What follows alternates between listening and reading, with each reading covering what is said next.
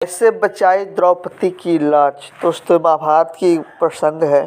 आपको पता है कि बीच में चिरहरण हो रहा था, तो द्रौपदी की लाज कैसे बचाई पूरा सुने। आपने, हो सकता है आपने बहुत सारे लोगों ने महाभारत देखी हो, लेकिन आप ये पूरा सुने और कहाँ गलत है इसमें बताएं। युधिष्ठिर जुए में अपना सर्वस्व हार गए थे। छल पूर्वक शकुनी ने उनका समस्त वैभव जीत लिया था। अपने भाइयों को, अपने को और रानी द्रौपदी को बारी बारी से युधिष्ठिर ने दांव पर रखा। जुआरी की दुराशा उसे बुरी तरह ठगते रहते। कदाचित अब की बार सफलता मिले, किंतु युधिष्ठिर प्रत्येक दांव हारते गए। जब वे द्रौपदी को भी हार गए, तब दुर्योधन ने अपने छोटे भाई दुशासन के द्वारा द्रौपदी को उस भरी सभा में पकड़ मंगवाया। दुरात्मा दुशासन पंचाली के केश पकड़कर घसीटता हुआ उन्हें सभा में ले आया।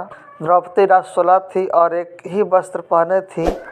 विपत्ति यही समाप्त नहीं हुई। दुर्योधन ने अपनी जांघ खोलकर दिखाते हुए कहा, दुशासन, इस कौरवों की दासी को नंगा करके यहाँ बैठा दो। सभा भरी थी। वहाँ धृतराष्ट्र थे, पितामह थे, द्रोणाचार्य थे, सैकड़ों सभापति थे, वयोवृद्ध विद्वान थे, शूरवीर थे और सम्मानित पुरुष भी थे।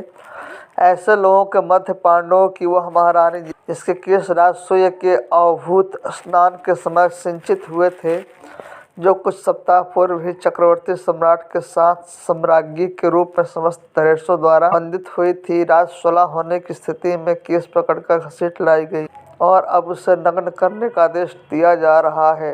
होने को वहाँ विदुर भी थे, किंतु उनकी बात कौन सुनता। द्रौपदी ने अनेकों बार पूछा।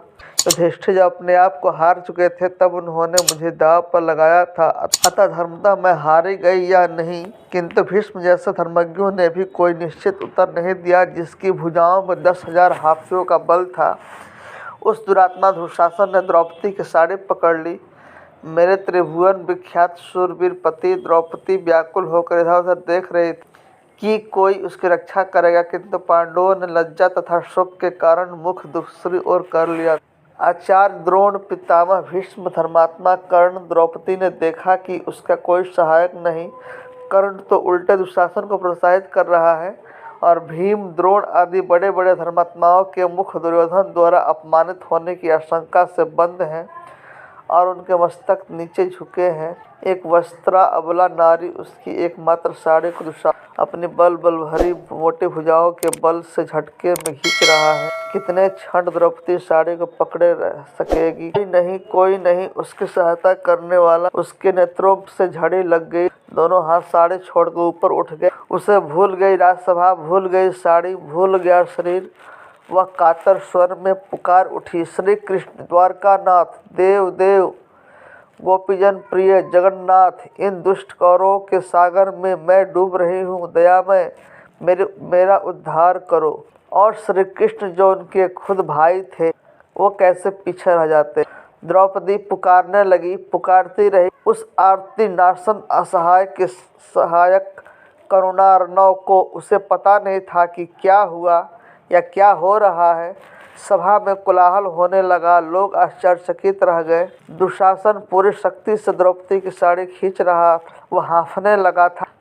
थक गई थी। 10 सहस्त्र हाथियों का बल रखने वाली उसकी भुजाएं। द्रौपदी की साड़ी से रंग बिरंगे वस्त्रों का अंबार निकलता जा रहा था। वह 10 हाथ की साड़ी पंचाली के शरीर से तनिक भी हट नहीं रही थी। वह तुरंत हो चुकी थी। दयामय द्वारकानाथ राजसुलह नारी के उस अपवित्र वस्त्र में ही प्रविष्ट हो गए थे। आज उन्होंने वस्त्रावतार धारण कर लिया था। अब उनके अनंतता का और छोर कोई कैसे पा सकता था। विदुर, यह कोलाहल कैसा है? अंधे राजा धृतराष्ट्र ने घबराकर पूछा। महात्मा विदुर ने बताया, दुशासन द्रौपदी की साड़ी खींचते खींचते थक चुका है। वस्त्रों का ढेर लग गया है। आश्चर्यचकित सभासदों का यह कोलाहल है।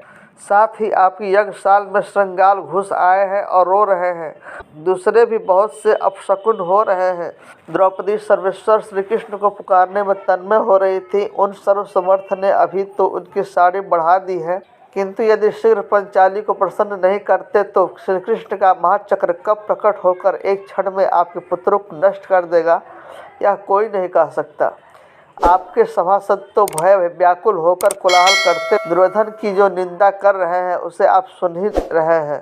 धृतराष्ट्र को भय लगा। उन्होंने दुर्योधन को फटकारा। दुशासन ने द्रौपदी की साड़ी छोड़ दी और चुपचाप अपने आसन पर बैठ गया।